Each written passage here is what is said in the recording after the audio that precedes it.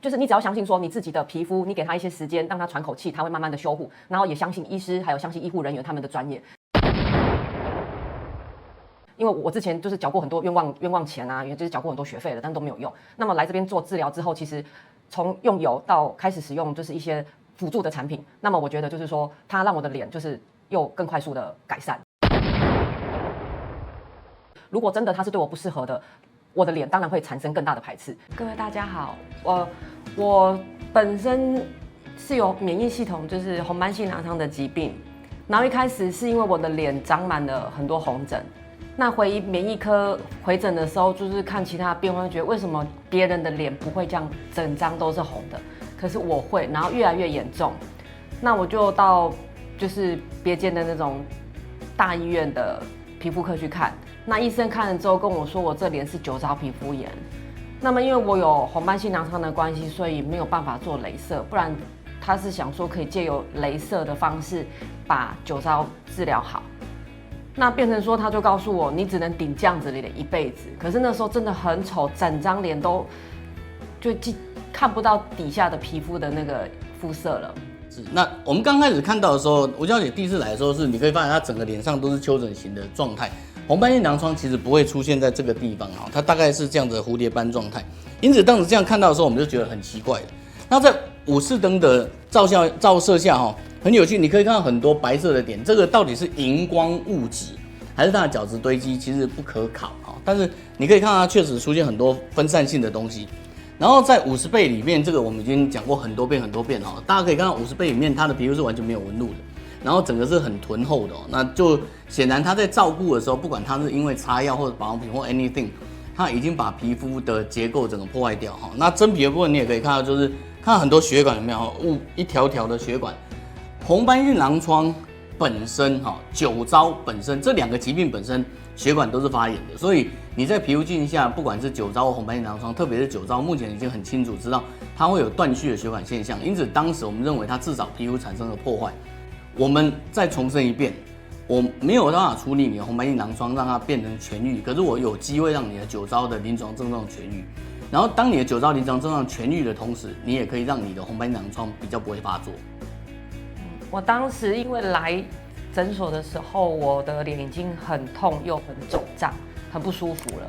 然后因为我有红斑性狼疮，所以宋医师那时候是建议我先不要使用任何什么东西，就是清水还有橄榄油去涂抹我的脸，然后就是油敷那样子。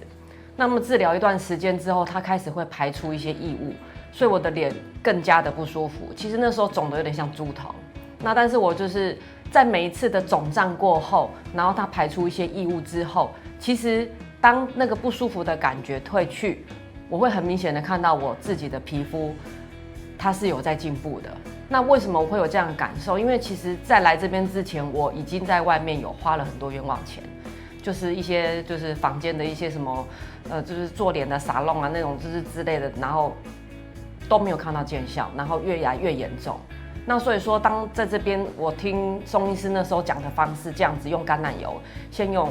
白敷的方式，那么还有再加上油敷的方式，用最简单的方式，我那时候脸其实它就已经开始在进步。那因为接近治疗了一段时间，接近到冬天的时候，真的又干又不舒服，我才跟医师讲说，是不是可以让我用一些产品来缓解我的不舒服。那时候医生才建议我使用那个霜，也是用很简单的东西，因为我已经吃很多药物了，医生不建议我就是再用其他的东西。当时的我的状况，那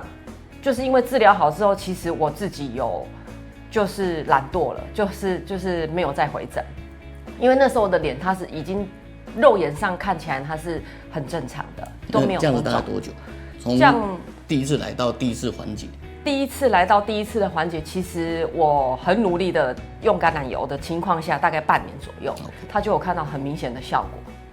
那么因为稳定之后，我就把它就没有再回诊。那我是到2022年就去年年底的时候开始脸，这次就是真的是因为酒糟，不是酒糟了，就是红斑性狼疮，因为它是整个在脸颊这两侧，那我又再回诊回来，那么我就这次告诉我自己，绝对不可以又因为稍微可能快好了，又是有进步了，然后又放弃那样子。那给各位看一下吴小姐当时的所谓的波浪过程哈，这个是她最原始的状态哦。那治疗大概半年后就变成这样子，你可以发现她的改善其实很多。然后过一阵子她再回来之后，其实你仔细看的话，她如果你回到刚刚那张图，她已经比原来好，可是她会再发好。这也是我们在治愈过程中发现的很有趣的现象，它会高低高低高低，可是每次的高会越来越低，每次的低也会越来越低哈。然后在50倍的50灯的情况下哈，你可以看到它原来很奇怪的角质代谢，然后你经过橄榄油，经过什么，它会整个角质代谢更厉害。然后你后来你还记得刚刚那张图它的再发的时候，其实它再发的时候它的角质代谢已经差不多，然后这时候你再逼迫它另外一波角质上来，可是它的情况反而变好。然后我们来看它的50倍的表现哦，50倍的表现就变得很清楚。你可以看到一开始哈，你可以看到一开始的时候，它的那个整个皮肤是臀臀的，然后后来慢慢的隐隐约约开始长出一些纹路来，隐隐约约的哈。然后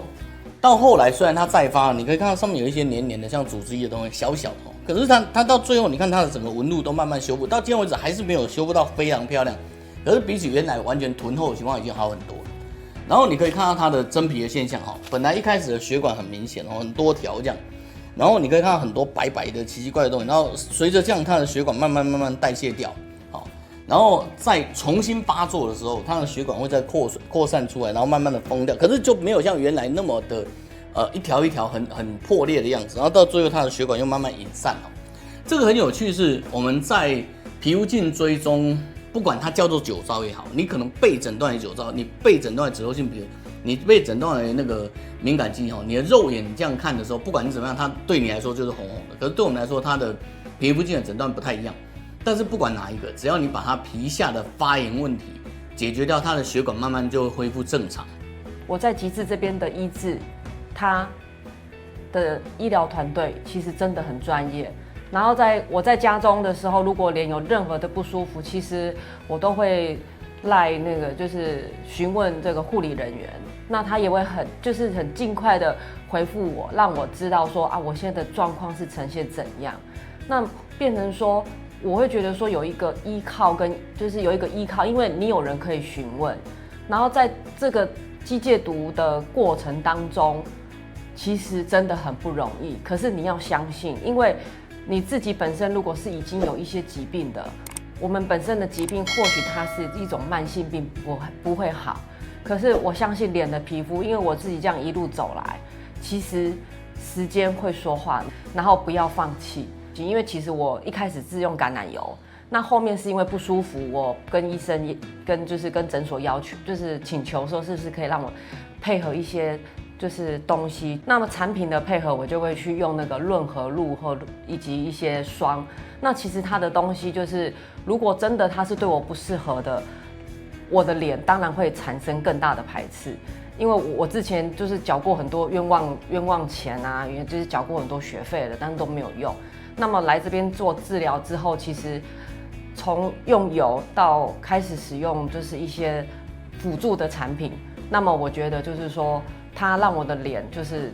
又更快速的改善，然后配合大敷面，其实它的这个速度，那因为我有疾病的关系，所以医生也不敢让我太快速，因为怕我的免疫系统会因为这样子去就是受到影响，所以我要跟大众还有就是跟大家分享，就是说你相信宋医师，相信他的治疗方式。那因为我自己也是这样一路走来，所有的不舒服，其实你不要过度的担心，因为他们就是当你有问题的时候，真的问医生，医生会很快速的会回复你。其实医师知道疾病，可是医师终究不是病友，所以有些心态上我们需要病友去引导病友，这也是我们拍这一系列影片的主要目的。很多时候你擦了一个东西，它可能不适合你哈，所谓不适合你，它可能塞你的毛孔，它可能让你的皮肤发炎，可是你一定要等到3个月、半年、1年以后，你的整个脸不舒服了，你才知道。但是如果你去显微照相，它没有办法避免这个东西不适合你，它还是会不适合你。可是你可能1个礼拜，你立刻就知道说，哎，好奇怪，它的纹路已经塞住了，它的血管已经开始在狰狞了，这样你就可以立刻停掉，然后改换方向。所以对我们来说，肌肤监测能够帮助我们的，就是我们可以知道你的治疗方向是否正确。那如果正确，你给的剂量是否正确？因为有时候你治疗方向正确，可是你给的剂量太重，它还是会压制住。那这个就是我们能够请吴小姐请这些跟我们一起走过幽谷的那个基友们，然后为各位所做的贡献。那我们就非常感谢吴小姐，今天谢谢各位，谢谢。